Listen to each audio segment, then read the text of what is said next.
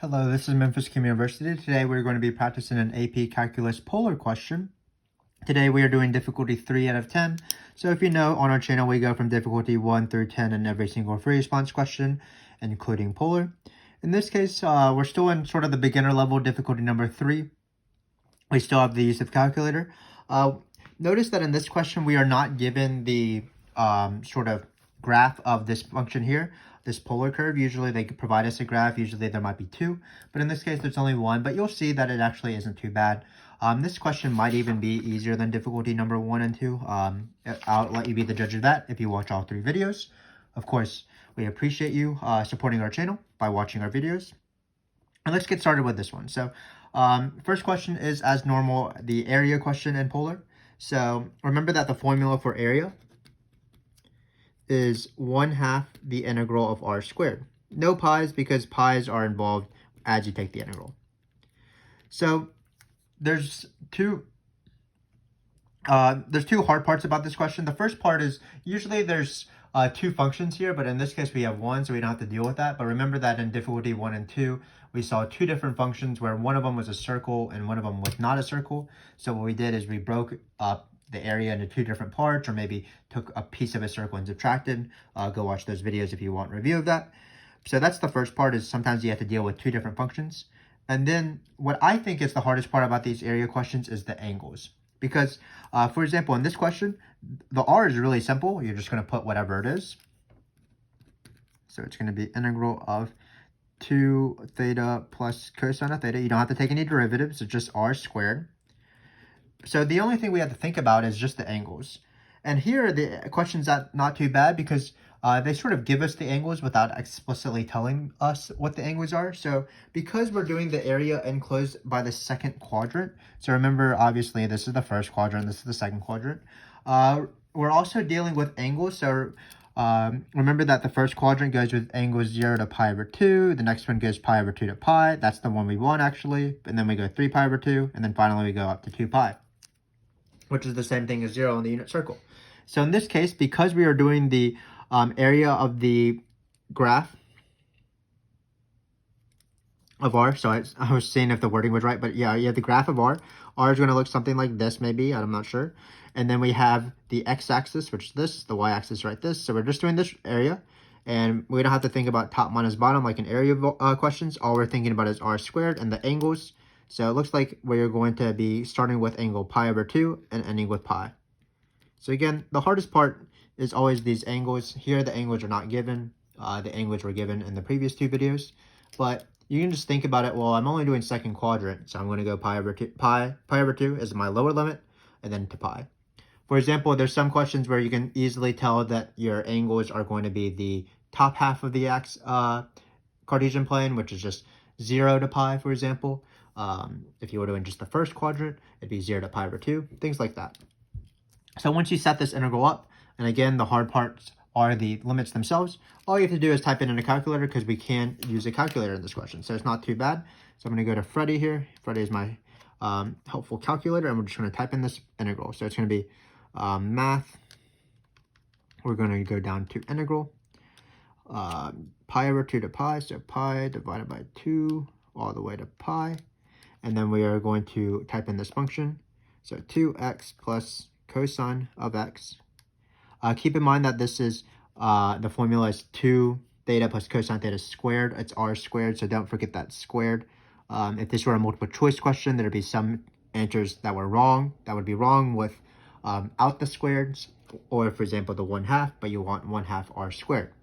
So then we're going to have x here. We're going to type this in. Looks like we're going to get 8.189, or 8, I can't round, 8.188. And that's going to be our answer. That's actually not going to be our answer. Let's be careful what I just said. Remember, there's two things you want to remember as you type it in. You do need a square, but you also need this divide by 2. So we're going to hit divide by 2, and we're going to get 4.094 as our final answer. So again, this question was not too bad at all. Probably easier than the first 2 videos, actually. But the formula is 1/2 the integral of r squared. Here, r was this thing right here. It was a given, of course. So all we had to do is determine the endpoints, the limits of the integral. And how we did that is, well, we saw that it's the second quadrant. So what angles are in the second quadrant?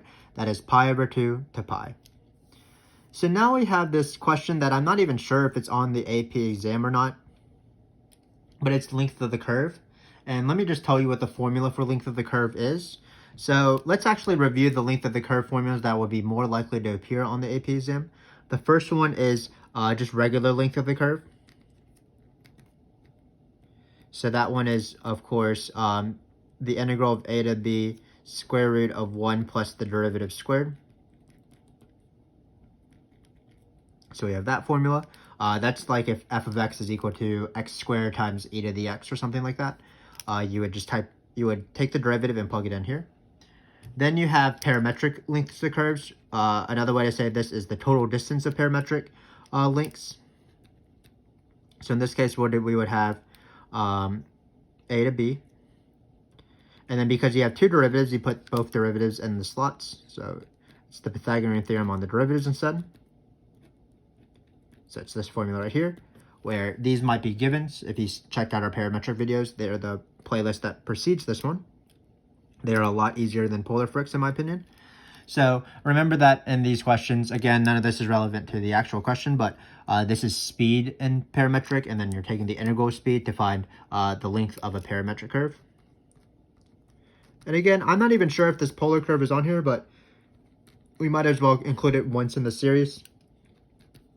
So the length of the polar curve, that's going to be the square root, not the square root, a to b. There will be a square root, but it's r squared plus r prime squared. So that's going to be this formula, and then our angle is going to be d theta, because theta is our variable of integration. So in this case, we're just going to easily apply this formula and then move on. Not much to say about it. Again, you do need to determine the interval, but here they just gave us the angles, so we're good to go. It's going to be 0 to pi square root of r, which is 2 theta plus cosine theta. Still squared though, because it's Pythagorean theorem. And then r prime is going to be the derivative of this. So let's take the derivative. 2 minus sine theta. 2 minus sine theta squared. And then we're going to type this in a calculator. So again, not the most important question. I don't even know if it's on the AP exam, but we can still do it. So it's going to be math. Looking for math. Integral.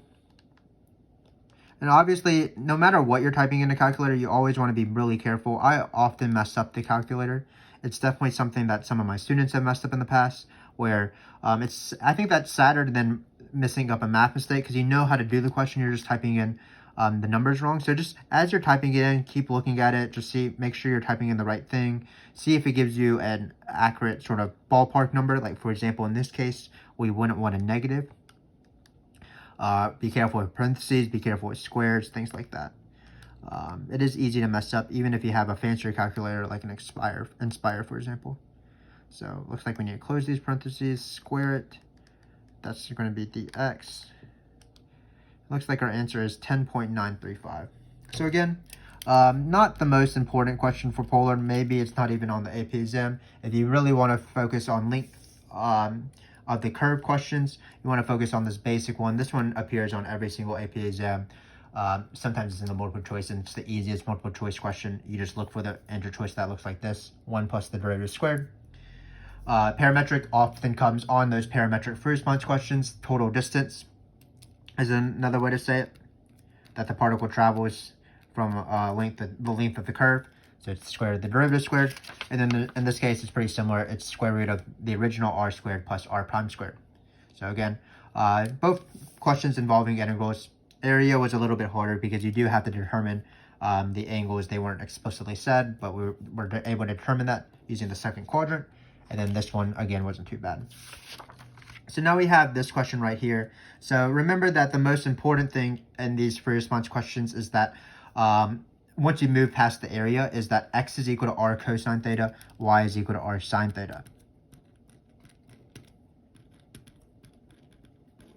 And this is what's going to allow you to find positions, including the x-coordinate and the y-coordinate. Also, it's going to allow us to find derivatives as well. So as I'm doing this, it seems like this video might be easier than the difficulty 1 and 2. But again, we can review these rules constantly because these are the rules we use most often. So let's rewrite what r is so we don't have to change the page. So it looks like r theta equals 2 theta times cosine theta. Not 2, that's actually accurately what it says. 2 theta plus cosine theta. So again, if you know what r is, then you know x is equal to r cosine theta, what we're going to do is, of course, set this to be equal to -2. So we're going to have -2 equals x equals r cosine theta. So it's going to be 2 theta cosine theta. Again, you want to be careful with parentheses. 2 theta cosine theta times cosine theta. And then we are going to solve this. And how are we going to solve this? We are going to graph it. So we're going to go second. We're going to clear this out. We have -2. That's the first function. Not too bad. And then we have this function right here. So it's going to be 2x plus cosine x. Again, we need to be careful with parentheses. So that's the first part.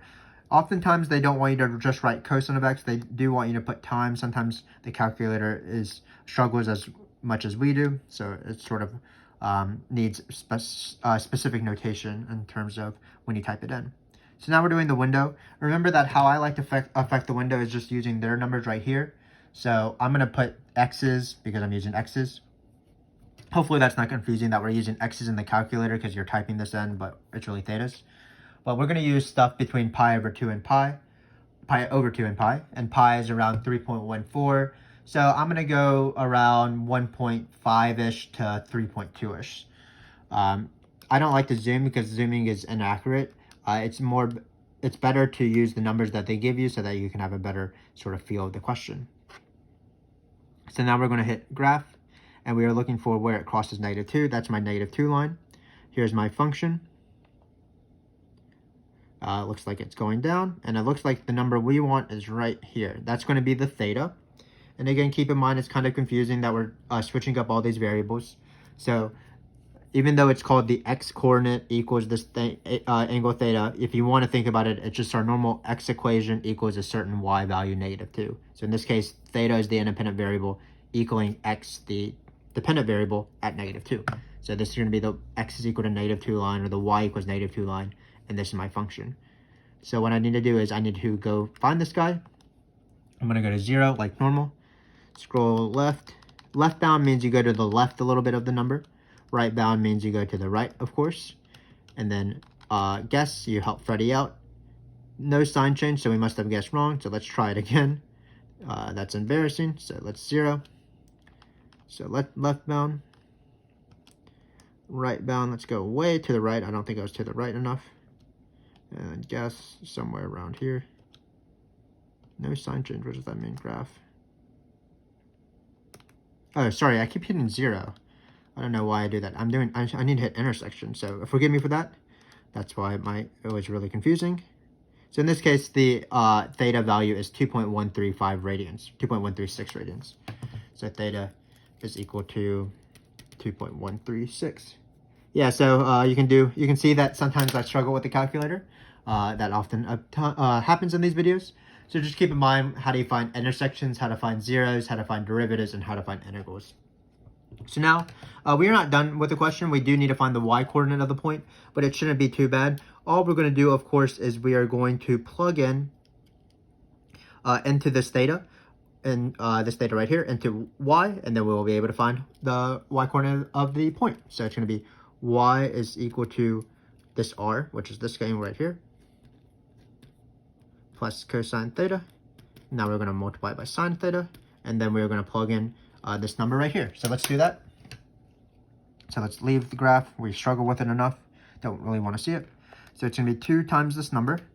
We can write 2.136 plus cosine of that number, because this is what r is, times sine, because it's y is equal to r sine of theta. 2.136. Looks like we are going to get 3.155. So 3.155.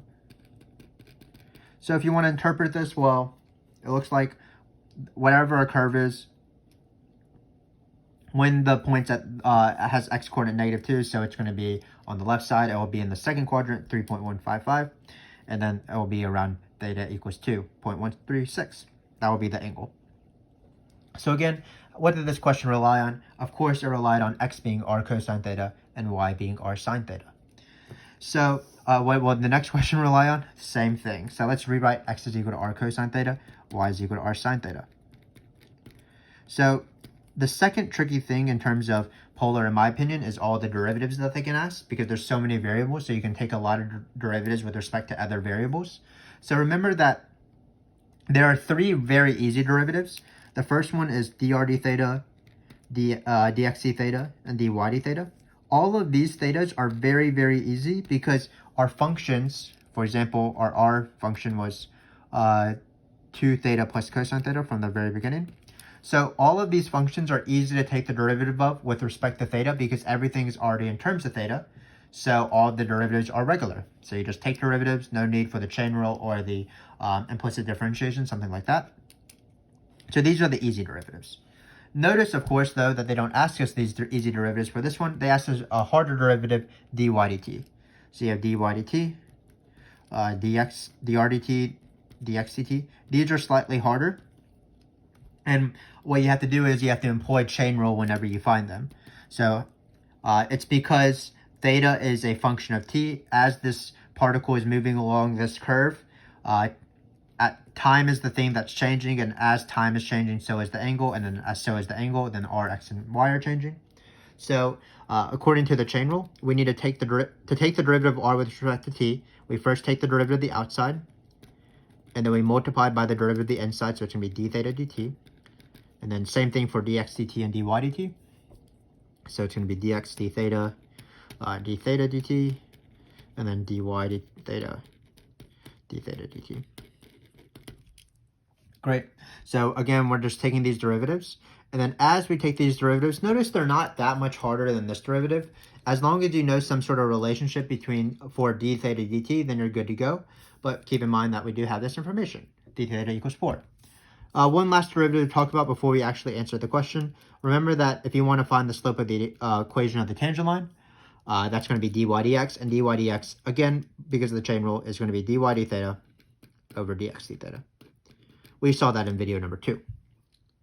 But for now, we're going to find this. So dy dt is going to be, we first need to find dy d theta, so let's find that. And then to find dy dt, all we're going to do is multiply it by d theta dt, which in this case is just 4. So we just need to find dy d theta, not too bad. That's going to be at theta is equal to 5 pi over 6, a fun little number right there. Well, how do you find the derivative of y? You first need to locate y. Y, of course, is r sine theta. So what we're going to do is we are going to write y is equal to, in this case, 2 theta plus cosine theta times sine theta. And we're going to take the derivative at this time. So let's do that. So in the last question, we plugged in a theta because we wanted to find a y coordinate of the position. But in this case, we're going to plug it into the derivative, or take the derivative with the calculator and plug in 5 pi over 6 after the derivative. So we're going to go to math. We're going down to derivative. If we had to take the derivative by hand, of course, we would have to use product rule. So it'd be dx, that will be in later videos, by the way. 2x plus cosine x, close those parentheses, times sine of x. Then we are going to type 5 pi over 6, because that is the angle we want. 5 pi divided by 6. So this is going to be just dy d theta. Be careful. So it's negative 3.034, if you can read that. And then remember, though, that we want to find this one right here. So again, any derivative with respect to theta, that's easy. You can just take the derivative. Any derivative with respect to t, you do have to incorporate the chain rule, which means we have to multiply by d theta dt. So in this case, dy dt is equal to this number right here, negative 3.034. And then we just have to multiply by 4, and we're done. So we have negative 3.034 times 4. We're going to get negative 12.136. I don't know why my computer just turned on, but that's kind of scary. But this is our answer. So again, anytime you have these derivatives, just take them. If you want these derivatives, you do need to multiply by the chain rule. They also ask us to interpret this question in the context of the question, meaning that this number is negative. So all it means is the particle is moving down at this point. So that's all it's saying. So keep in mind that you might need to interpret dr dt, dx dt, and dy dt, or maybe dr d theta, dx d theta, dy d theta. So the easy ones are x and y because they're really similar to parametric, where they are the exact same. Dx dt tells you which direction you're going in the horizontal direction. So for example, if dx dt is positive, you're moving right. If dx dt is negative, you're moving left. For dy dt, that governs the vertical movement. So if dy dt is positive, it's moving up. If dy dt is negative, it is moving down. In this case, we had dy dt being negative, so it's moving down.